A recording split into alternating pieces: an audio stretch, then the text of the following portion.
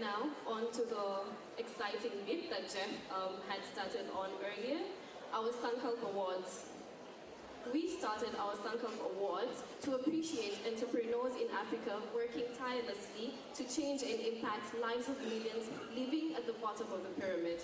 The awards were started in 2014, and since then, we have grown in 6 years and have received over 1,000 plus entrepreneurs, showcased 83 entrepreneurs and from 6 countries. We've also reviewed 1,000 plus enterprises, and over 30 of these entrepreneurs, through our support and other networks, have been able to raise in excess of $30 million.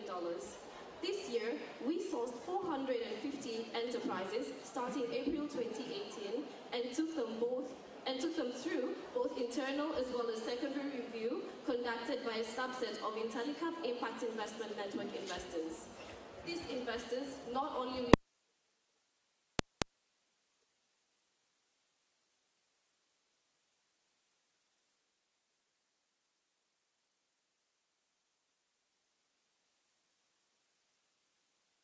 our vision of supporting entrepreneurs through networks, knowledge, and capital. So now I'll invite Jeff Koinange to please take this over. All right, thank you, Agnes.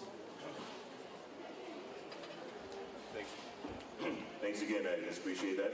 So in no particular order, there were 5 finalists out of the many and many that applied. And congratulations to all. I will call them up in no particular order. First one, local, Kenyan. Insurance for All. Founder name is John Paul Otieno. And IFA was incorporated and received its practicing license from the IRA in 2014. The company has designed and developed a product called Afia Power, targeted at blue-collar markets like artisans, housekeepers, cleaners, drivers, that kind. So, ladies and gentlemen, welcome John Paul Otieno. John Paul, grab the mic. Congratulations. Thank you very much. How does the product work a little bit? Yeah, so we've developed a unique health financing product that combines insurance, savings, and loans. So under the insurance, we cover catastrophic risk, the main one being inpatient. So we offer a cover of up to 200,000, and for such, our members will have to pay a premium of about 6,750 for what? Per year to cover up to 4 members of their family. Oh, and we have 2 savings accounts. We have a medical savings account that we've branded Afia Kiba. So to cover the outpatient cases, we encourage our clients to save as little as 30 shillings per day. Build up a fund and use this fund specifically to meet the outpatient needs. The woman selling vegetables in the market, we've referred to her as Mama Mboga around here. How does she get to apply? How does she get on this? So we have 2 distribution channels, and all of them are agency-based. So we have agents on the ground who will reach out to the Mama Mboga through their local chama or association. Teach them about the product, get them to see the importance and the value of it, and then go ahead and register him once he pays a deposit of the premium. How many policies have you sold in the last 5 years? We actually launched this product in 2017. How many policies have you sold? And we've sold about 2,000 policies to date. 2,000? Yes. Is that good? Not very good. We are looking at growing those numbers. Scaling up and hitting 10,000 this year.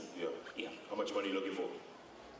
We've just concluded our seed round of fundraising, and we are here mainly to seek partnerships that can help us grow our policy numbers. I didn't ask you that. I said how much money are you looking for? Don't be scared, man. These are all investors here. Yes, so we've just concluded our round and we've raised about 35 million Kenya shillings. And in US, how much is that? 350,000 US.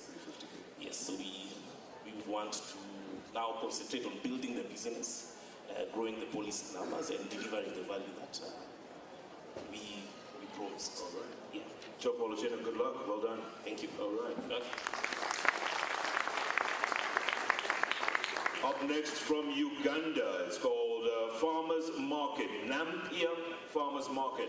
The founder name is Mark Matovu, launched in August 2016. It connects smallholder farmers in rural areas to informal retail vendors in the city. Please welcome Mark Matovu. All right, grab the mic. How much money you want? No, actually, that's... so, From you, I would need $1 million. $1 million? Yes. You want a check? You want an M-Pesa? Or... How many farmers do you currently sign up on your platform? Currently, we have 815. Only. 815? Yes. What is your target? About 4,200 by 2024. And is the 850, is it in one region or is it across Uganda? Actually, it's across 3 districts, which are nearing each other. Okay, so tell us exactly what you do. Well, we are trying to bridge gaps in food and market security through an organized platform for an efficient, fair, and formal marketplace. In this, what I mean, for so long, farmers have been at the bottom of the pyramid, yet they are the feeders of the population. I always ask my people, why is the farmer so poor like a teacher, yet a farmer feeds every person? And then we leave the chance to grow wealth to this middle person. As we, the urban dwellers, are spending 200% price point to buy food, yet the producer is surviving minus even enough to feed himself or herself. So what differentiates you from brokers or cartels? What differentiates us is that we are more smart. We are more smart. I'm always told that, are you a smart broker? Yes, something near to that I can accept. But we are smart brokers in such a way that we are just connecting the farmers direct, and we just earn a commission on logistics. So we enable our farmers to grow their incomes by more than 100%. For example, our statistics show that before we came in, a farmer was earning like $800 from an acre harvest in a year. But our latest statistics show that each and every farmer of ours who is signed up with us is able to earn $2,000 a year? Yes. Through you? From an acre, a single acre. 1 acre? Yes. So you want to scale up to 4,200 farmers. How much are you looking for? Like I told you, I need $1 million, but That's from the audience, yeah. I'm looking for just $500,000. So $500,000 plus 1, I need 1.5. You're very ambitious there, Mark. What are you going to do with $500,000? Well, we are grappling with two major challenges. One, I must admit that we are still grappling with the setup of the brokers. You know, the brokers in Uganda are found to be engaged in 1 or 2 product lines, and they have a large amounts of capital outlays ahead for them to use. So we as Nampia Farmers Market, we are a mount product line shop point, and we have very limited capital outlay for us to be able to service our contracts with customers. Right. Secondly, it is still hard for us to ensure high acceptance rates from our customers, and by that I mean so many times we are overwhelmed by the need for our service from the customer side, and by customer side I mean the market vendors, kiosk stores, hotels and restaurants. They really need our service. So we kind of grapple to meet their needs because of limited capital. We don't have storage infrastructure to enable us to pre-stock from farmers before the orders come in. So the capital is going to be used to install cold chain technology to enable us to pre-stock from farmers, even from the fastest farmer, before the nearest or the fastest order comes in. And that is going to help us to reduce the turnaround time of executing each and every single order that comes from a client. Great. Mark Matovu, Yeah. Nampia Farmers Market, good luck. Thank you so All the much. best. Thank you so much. Up next, Tanzania. Wow, we're really going around the region here. It's called Jaza Energy. Please welcome Jeff Schnurr, please, on stage. Did I say it right, Jeff? Is it Schnurr? My man. Grab the mic, Jeff. Welcome. Thank you very much. Sector Clean Energy. Talk to me. So we build energy hubs. They're small, sort of IKEA-style flat pack buildings that we set up in a community. There's panels on the roof, and we charge batteries, and our customers carry the batteries home and use them to power their household. Wow. And what do they pay for that? Pay between 50 cents and $1 a week, so it's actually cheaper than kerosene. In Tanzania, there's 32 million people in the rural communities that pay around $5 in kerosene, and we just want to displace that cost altogether and kerosene. How long do those batteries last as opposed to regular batteries? Get it away. These ones last around 7 days with normal usage, and there's also a light that can stay on all night to provide security. We hear from a lot of our customers that security is a major concern for them, and we make sure that we can provide that type of service as well. What kind of an audience do you have right now? What kind of a clientele? We currently power 3,000 households, or around 15,000 people, and we've been able to do that in the last 12 months. So we've gone from 3 retail locations to 40 in a 12-month period, and now we're kind of looking to scale to 4,000 locations in 4 years, and we'll push out to 400 locations in the next 18 months. And what numbers are we looking at with 400 locations? It'd be 2 million people powered. How much are you looking for? We're looking to raise $3 million. Silence in the audience. It's like, 3 million US. 3 million US, yeah. And what's your timeline in scaling up? Well, we currently have a factory in the south of Tanzania that produces around 10 hubs a month, so we manufacture the buildings themselves. And we'll be able to expand to around 20 locations by July, and then we'll just roll out the machine. And we've also been approached, because we have this retail footprint in the last mile, we've kind of stumbled into solving the last mile distribution challenge as well. And we've been approached by a telemedicine outfit that wants to do remote diagnostics through the hub. Mobile money and financial services work well through the hub model, as well as agricultural producers that want to use these as aggregation points. So over the next 18 months, we're going to expand to 400 locations, but also use the hub as a platform to build the future of leapfrog technology into the last mile. Yeah. How long have you been in Tanzania? Since 2006. I was just Swahili. Simbaya. I'll take that. Jeff Schnurr, good to see you, man. Good luck. Thank you very much. All right.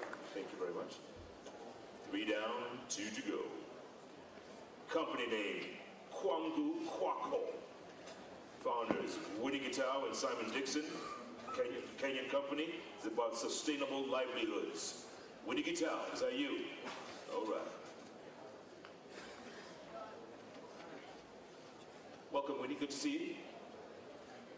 Talk to me about Kwangu Kwako.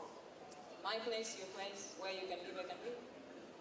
Yes, we build precast concrete panels. We build precast concrete panels that we use to build houses that are modular, safer, more affordable, and actually we build them in communities. How does that work? How does it work? We noticed that in Kenya we get fires all the time. Kangemi was like 2 weeks ago, so this is something that has happened before. When it happened, there was a time that there was a precast concrete toilet that actually survived the fire. So we decided this is a problem, this is a glass half empty, so we need a glass full. So what we did is actually looked at it on the flip side. If this toilet survived, it follows that we can actually use the same technology to actually build houses instead of a toilet. So that is what we did. We designed our panels so that we can actually use them to make houses, but houses that can fit also in the same environment. It was in Mukuru, so we wanted something that can fit in informal settlements. So it is something that is modular. It can fit in the space that is available. It is something that is temporary, therefore it follows that actually you can remove it and put it somewhere else. We actually built one in Sankalp 2017. We put it up in 5 hours. We actually put it down in 1 hour. and we're actually using part of it as an office. And it has to be something that is affordable to the person giving the house and also the person renting the structure. So it has to be somebody who can afford about 5,000 Kenya shillings, that is $50 a month, to pay the rent or less. Tell me something. My question was actually, how long does it take to set up? But that was here at Sankalp, you said 5 hours, right? Yes. What about in the informal sector? How long does it take to set up a Kwaku house? 2 weeks to actually put the foundation down, and then it depends with how many. In Kawangware, we built 14 units in 18 weeks. Wow. And how many have you built so far total? So far, we've built 37 houses. Just in Kawangware, in different slums? No, in Kawangware, I said in 14, I forgot. In Kawangware, we use 14 units. We actually put them up in 8 weeks, not 80, 8 weeks. So far, we have 31 units. We have already finished and done. That was last year. By this year, we have already finished 2 more, and we have 40 more in the pipeline. Across various slums? Not in slums specifically. Our houses you can actually build anywhere. It is rural. You can build it anywhere. Like right now, this is a rural housing. Somebody is actually ordering about 40 of them because it can be used for staff housing. It can be used for any other particular purpose. 5,000 shillings a month for how long? That is person renting the house. That is for a person renting the house. How much does the house cost? Between $1,000 to about $1,500 plus VAT. How many rooms? Oh, we are talking about informal settlements. That is 1 room, about 10 by 10 foot or 12 by 12 foot, depending on where it is that you're living. But we normally build more than 1 room. You can build a row 5, and mostly a room usually has a family, a father, mother, and 2 kids. So that is what we do. How much are you looking for? We are looking for about $500,000. I'll give you 500, ready? Hey, please, and add me 2 more. Okay, $500,000. We are looking for $500,000, basically to scale up because we need to build more houses. We have more need, so it is for capacity, capital, and also for machines. Yes, to scale up. Yeah. Where are the machines from? Just curious. Currently, we are using manual. We are mixing concrete manually. We are using, we need more in terms of forklifts. If we are going to actually, for this year, we are planning to build more than 150 houses. Then we are going to build 300 more. So when it comes to that, I'm going to need a forklift to lift those things. I'm going to need a mixer to mix that concrete. I'm going to need trucks to move the panels from one location to the next one from the factory. So I'm going to need a lot of machines and human capital. Is this one in the States or in the West is known as prefab? Is that what it is? Or if you use it loosely like that, some people might understand, but we actually, okay, it's a term that you can use loosely, but if you want to understand it as a Kenyan, it's a panel, it's a floor slab, it's like a piece, but they say prefab. Yeah. Yes, but it is concrete, not wood. Yes. Well done. Winning guitar. Good luck, huh? Thank you, sir. All the best. All right, last but not least, Lakeview Fisheries founder, Dr. Gilbert Mbeo, Kenya. It's aquaculture. Doctor. Taking your time, huh? Just like that. How you doing, Doctor? You doing great. You all right? To be here. Yeah, take your time, brother. It's all right. It's all good. Plug Jeff, so I didn't go to Columbia, I didn't go to NYU. Go. But like yourself, Jeff, I went to St. Mary's, Nairobi. My man. Sid, just for your information, St. Mary's, the president also went there. Just FYI. Well done, man. What year? So, oh my goodness. So, Forget about these people. You're not. Let's just chat. so 1986, and I was there till my till 8th grade, standard 8. 86, you in grade 1? Yes, sir, yes. I had left. You left quite a big shoes to be filled, Jeff. Oh, thank you. Why are we here again? Oh, okay, So- right. Fisheries, Lakeview Fisheries. Talk to me about it. So Lakeview Fisheries, we're making investments now to feed 65 million Kenyans in 2030 and beyond. So what we realized a few years ago was that, the Kenyan population is growing, and by the time we hit 2030, we'll be over 65 million. At the same time, we also noticed that as time is going by, we're becoming, as a country, more and more dependent on imports as far as our food. and that's not good for our food security. So we said, no, let's do something about it. Let's use a resource, Lake Victoria, to produce fish in an innovative way. What we use is giant cages, or about the size of an Olympic-sized swimming pool that are anchored inside Lake Victoria. We produce tons and tons of fish. Our vision is to be the leading fish provider in Kenya. So is it now fish? Is it tilapia? It's tilapia, so it's a species that's native to Lake Victoria. And Jeff, maybe I can also comment, what also drove us to that was we realized that Kenya is spending billions and billions of shillings to import the very same fish that is native to Kenya from China. So we're importing an African fish from China to feed the fish deficit. And so is there a fisheries minister? Is there a cabinet secretary? We're importing tilapia from China. We're importing large amounts of tilapia. Most of our tilapia comes from China. And Nile tilapia is Nile tilapia. It's a native fish to the Nile Basin and Lake Victoria, yet we import that fish. And we said we want to do something about that. Wow. And that's what set us off. So you have these giant cages inside the lake? Right inside Lake Victoria. And so that allows the fish to swim in a natural environment. They swim just like fish in the wild. They taste quite delicious as well. Did you bring samples? See me outside. Wow, that's pretty incredible. What's your production capacity? Right now, we have an installed capacity of 300 metric tons, which is a drop in the ocean, Jeff. 300 metric tons. But with that installed capacity, we are actually the largest 100% locally owned, vertically integrated fish farm. So in the scale of aquaculture producers, we are small. Our vision is big. We're going to grow to a 5,000 to 10,000 ton capacity farm in the next few years. From 300? Absolutely. Can we get this fish locally here? I mean, do you... Yes, Nairobi? Absolutely. So our distribution network is all the way from Farmgate all the way to Nairobi. Our vision as we scale up over the next few years is to have Lakeview hubs all over Kenya. So all over Kenya and then even go regional. So yes, right now we do distribute in Nairobi. We distribute throughout Western Kenya and the Rift Valley region. And we're broadening out over the next few years as we invest in scaling up our production. We will also scale up our distribution and our cold chain. And then, yes. There's a very famous fish shop restaurant called Mama Oliech. Yes, sir. Does she have your fish? She's about to. Is she getting her fish from China? I'm just asking, man. Just asking for a friend, bro. So I plead silence on that, Jeff. But majority of fish that's eaten in Kenya is Chinese fish, unfortunately, and we need to reverse that trend. Can we compete?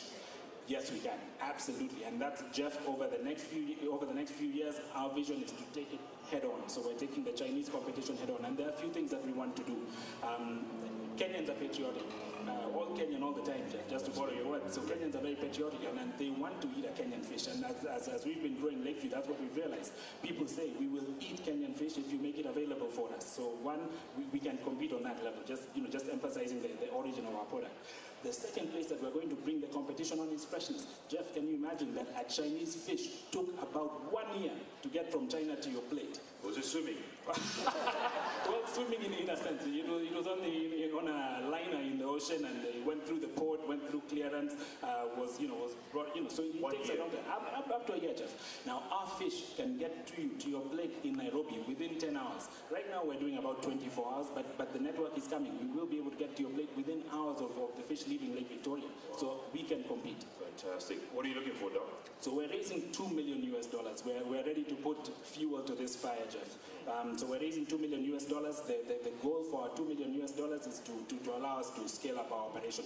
We're looking at making investments in increasing the number of cages that we have. We're also looking at developing the cold chain. We're building our cold chain from the ground up. We need to build a very solid cold chain to cover the whole of Kenya. Also investing further in distribution vehicles, and also making strategic hires. So a sales team, a marketing team, a production team that will allow us to take it head on and feed Kenyans with thousands of tons of Kenyan tilapia. Yeah. How many people do you employ? Right now, 32 permanent. On a casual basis, up to 100. At full scale, we'll be doing about 1,000 directly from Lakeview Fisheries. But Jeff, so Lakeview is quite unique. So we're building an aquaculture ecosystem. So there'll be employment right on the farm. We're also creating employment for small-scale farmers. So food-scale farmers who will be able to farm soybeans, so thousands of them, farm soybeans and sell that over to the Lakeview feed mill, which we will use to feed our fish. So thousands once we get to scale. Wow. Dr. Gilbert Mbeo, congratulations. Thank you, and sir. good luck. Thank you. Well done. Well done. So folks, that's it. The 5 finalists in no particular order. And Agnes, is it time now? Shall we, are you going to come and announce 3, 2, 1? How do we do that? I have a second runner-up here. Who has the envelope? Let's not waste time. Let's just give these money away, or these prizes, yeah? What do you guys say? Should we do it? All right. So, second runner-up. What I'm going to do, I'm going to call a couple of people to hand over the prize. Some of them may want to chat, may not want to chat, but here's the deal. I'd like to call Susie Kitchens, Deputy British High Commissioner, and Scott Cameron, USAID. You guys are going to come up and give away this award. If you want to say something, Susie, because Scott was talking all morning. You can say something. Then the envelopes, please.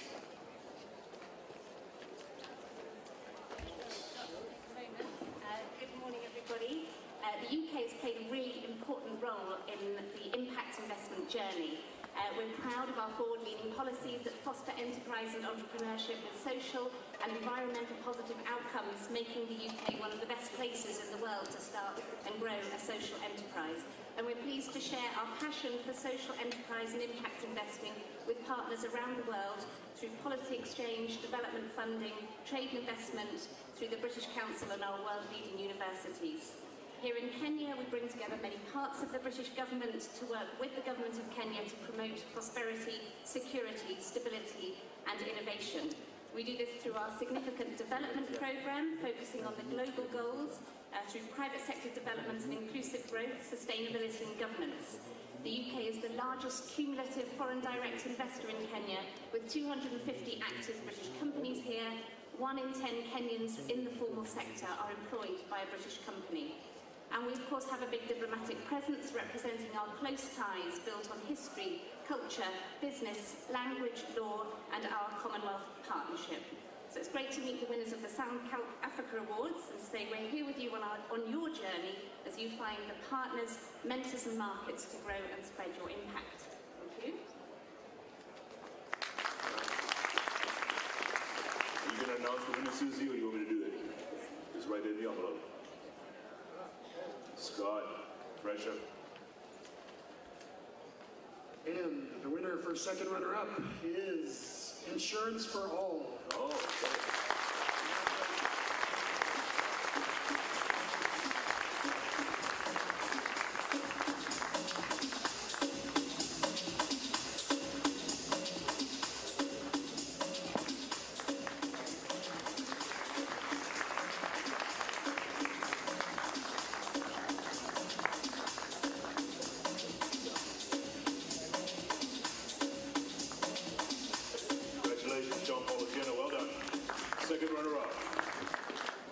First runner-up, I'd like to ask Vikas Bali, he's the Telecap CEO, as well as His Excellency Rahul Chabra, Indian High Commissioner, on the stage.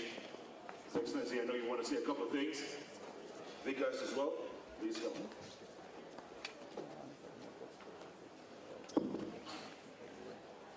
Namaste, ladies and gentlemen.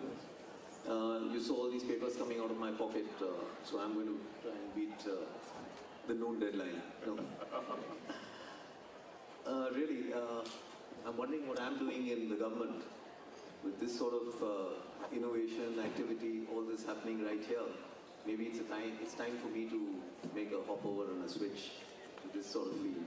But seriously, really delighted to be here with these sort of entrepreneurs who are defining the future, contributing the present with their hard work and innovative solutions.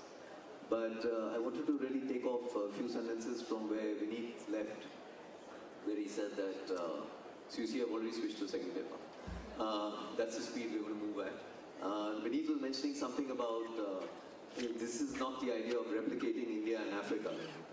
So that was not the objective of the whole conference. But just to put those remarks in context, currently the India-Africa partnership includes 180 lines of credit worth US $11 billion in over 40 countries. There is $600 million in grant assistance. Our trade with Africa is $62 billion.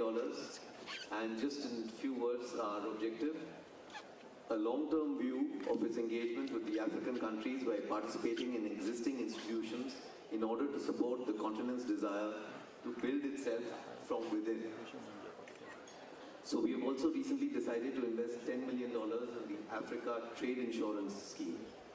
There's capacity building, there's a lot of training in health, education, business. I'm told it will be spoken about later in our flagship program called the ITech program. There's an India-Africa Forum Summit. I could just go on and on. So I pretty much come to the end now. I'm really glad that social entrepreneurs like this who are being awarded for this sort of pioneering work in their respective areas. But I'm sure that people who didn't get the award don't get it this time. They're doing equally excellent work, which I heard about. So I want to wish them also all the best in addition to the winners. Thank you so much.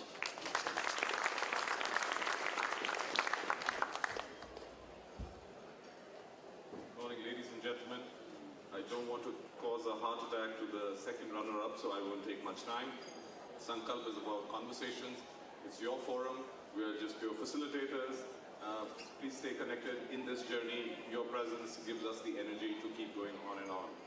Enjoy the conversations for the rest of the 2 days. So the winner is, any guesses? I wish it was an audience voting, but you remember the tilapia story? I think that's the one. Thank you.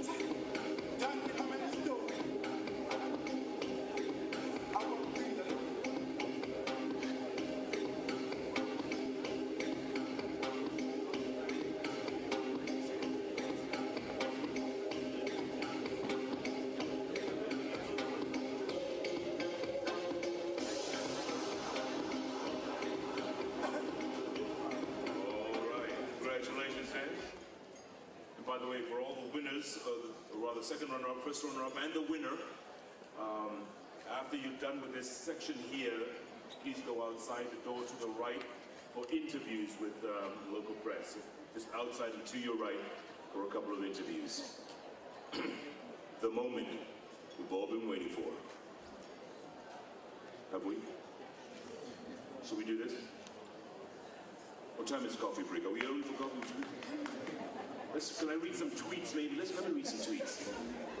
Someone's getting nervous over there, aren't they? All right, let me just call upon Thomas, I hope I pronounced this right, Erdl, is it Odl? Was that right, pretty much? He's the Regional Director, Swiss Cooperation Office, Horn of Africa, and Vinit Rai, Founder, Chairman of Vishka Intellica Group.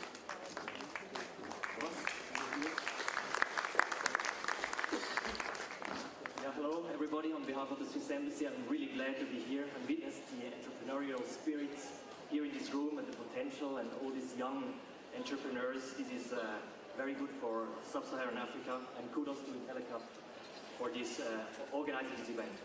It's indeed fascinating, actually, to learn that some of the most complex and challenging contexts, such as Somalia, can maintain services thanks to creative entrepreneurial people coming up with promising locally developed and owned opportunities. These opportunities should be celebrated, and I'm happy that some of these unique entrepreneurial successes will be rewarded today with the Sankalp Awards. As governmental development agencies, we tend primarily to look at the role of government authorities or international organizations for social service deliveries in so-called fragile contexts. Far too often we are blind in perceiving that the business sector is a major player, and therefore a paradigm shift is needed to redefine how social service systems, such as health systems in frontier economies, best function. We as development agencies have to readjust our lenses to see and seize the potential that unlikely alliances between public and private can come up with more sustainable, innovative solutions. And in this context, please join us tomorrow and lend your brains, all of you, both in sessions on frontier economies for Somalia, South Sudan, but also the potential of the private sector to achieve universal health coverage. We won't achieve universal health coverage without you. And local challenges need local solutions. the Sankalp conference here in Nairobi is the right incubator to come up with new recipes. And I'm also looking forward personally as a team to have my lenses sharpened in order to better see potential opportunities for private public partnerships and local solutions. Thank you.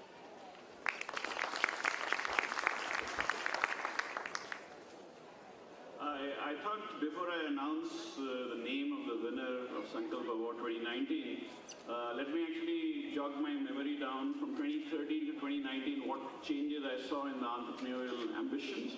There are many things. I think in the first Sankalp Award we had, out of the 10 finalists, 8 were expats. It was a nice thing to see that almost 80% this time. It's reversed the other way.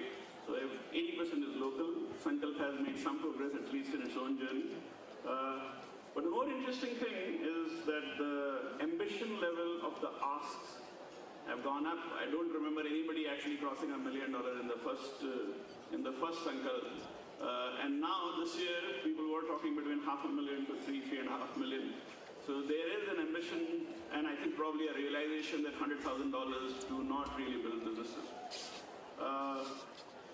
By 2030, we need to achieve all the goals of hunger, removing hunger, no poverty, but more important, giving the due to the 50% of the human population that normally doesn't get the due.